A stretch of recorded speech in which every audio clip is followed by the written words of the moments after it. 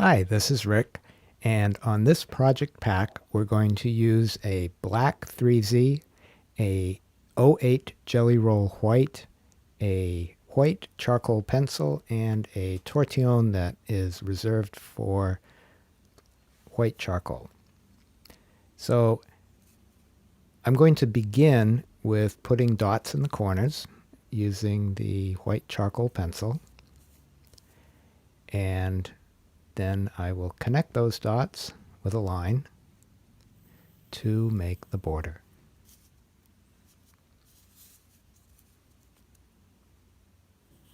And I tend to turn my tile for the dots and for the border.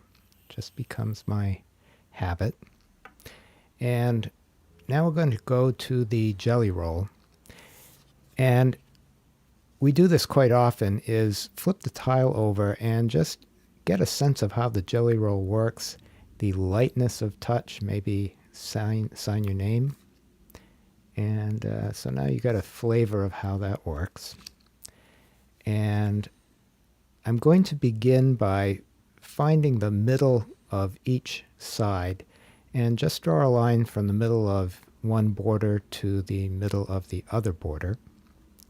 I got that one. Rotate the tile, sort of guesstimate the center of the side there. And I've found that I like to draw my lines towards me. And for the most part, I will rotate the tile and almost never move my right hand when I'm in the middle of tangling. So we've got a triangle within that triangle, and this is the first stroke of paradox. And it starts from the corner and goes to the line, and I'm now starting in the corner where I met the line. It's a little off the screen, but here we go. Corner to line. Rotate the tile, corner, bring it towards me down to the line. And as I come to the line, you notice that I'm just pulling a little bit away. Now I figured that out. I'm back on the camera. When I start at the corner, it just comes down, and as it gets to the line, it gets just a little bit away from the previous one. So the result is increasingly smaller triangles, and each one is rotated just a little bit within the other. And for this tangle, we're only drawing straight lines. And the paradox, as you can see, is that as you continue it in this way, you end up with a curved line. But even though I'm in these really short lines now, I've found that I prefer to rotate the tile each time, keeps the characteristic of the line the same, and more importantly, I keep my place. So there's the first element of paradox. And for the next one, we're going to just do paradox on this tile. So let's make another triangle, and for this triangle, we'll just trace right over the string. And this pen works quite well over the charcoal. So now we have a choice of which corner to begin in which direction. So I could go on that side, but I'm going to do it on the other side. And I'm going to start in the corner where all those other lines came together. And you'll notice this is mirror image of the first one. Feel free to stop and rewind and look at everything. But the same principle applies. I am always starting at the end of the last stroke. I'm rotating the tile and then starting where the last one ended. So you could imagine that you could actually do this and never lift it up. But see how I match the line there? It sort of is a neat effect to make where the line pulls away from the other one to be about the same distance at those corners. So just going to continue with dot to line, rotating each time, and a real light touch and also gripping your pen really lightly, turning your tile, and just one straight line after another, drawing it towards myself, rotating the tile, taking my time, and again, as we get to finish, I'll turn it each time, but you can see that cool fan shape, what we call a meta shape, which forms when two of those images are next to each other. So you can't really see, you see this diamond shape with these other really cool things, and this is one of the neat aspects of paradox. So let's do another triangle. And here we go. We're going to restate the border with the gel pen. Put those lines down. And this time we're going to, instead of starting in the corner where all those lines came together, I'm going to start in the corner, right there. And we're going to draw that line down and then come away a bit. So if you were to look at this carefully when it's done, you'll see that this particular triangle is the duplicate of the first center one that we did, whereas the second one that we did just before this one is a mirror image of the center one. So the reason I'm doing this is to give you a flavor of the different meta shapes that take place when you do it in these different ways. So we'll just keep doing those lines one at a time and just focus on the line. Don't focus on, okay, what it's going to be. Just pay attention to each line.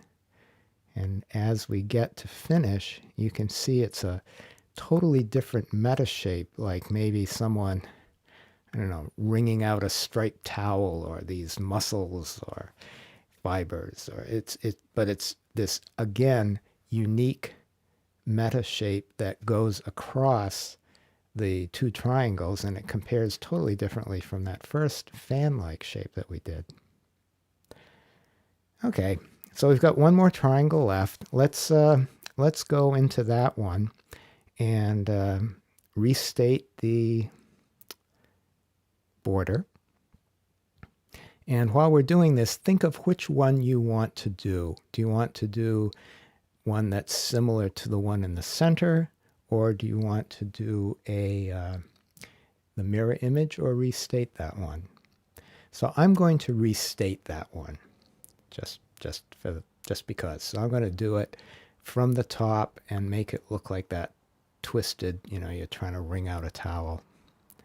So again, start at the corner, go to the line, and the logic there is it's easier to land on a line than precisely in the corner. And we'll just keep doing this. Dot to line. And then continue that right down into the final bit there, turning it each time.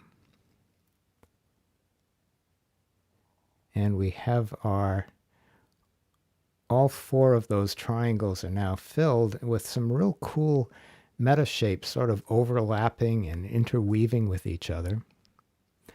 And I want to put my chop in, and I didn't leave much room in the border. And so I'm going to play with a new idea. We'll just toss this one in. It's one of the things you can do with a black tile. It's really cool. So watch this.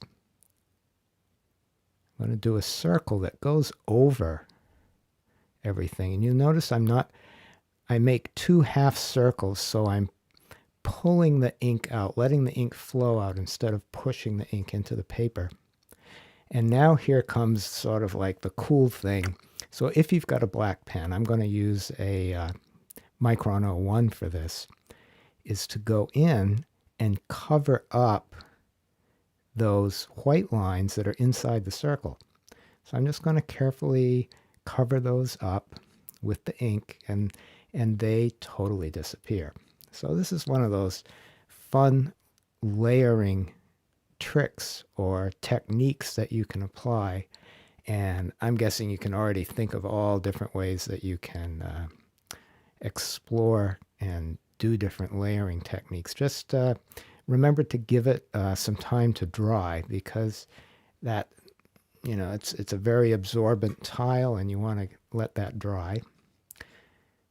And so now I'll go back in with my jelly roll and I'll put my chop in. I have 10, this is my current one, my 2 initials in 2 different directions in a circle. And the circle sort of is a nice contrast with all those straight lines. And get that in there. Get my orientation. Okay, so we've got got my chop done. And now let's go back and grab that graphic, the white charcoal. And I'm just going to lay down some pretty heavy charcoal right up to the edge of this, all the way around that whole triangle. Okay, so we got that around there. And next, I'm going to find my white tortillon, or tortillon dedicated to the graphite white. And let's, little circles. I'm just, I don't know if you can tell on that, but very lightly just taking circular motions and back and forth motions and just pulling out that white charcoal to soften the edge. And once I get that all around, it's sort of like it's glowing there. And I'm going to put a little bit more around the chop and sort of give that some accent there.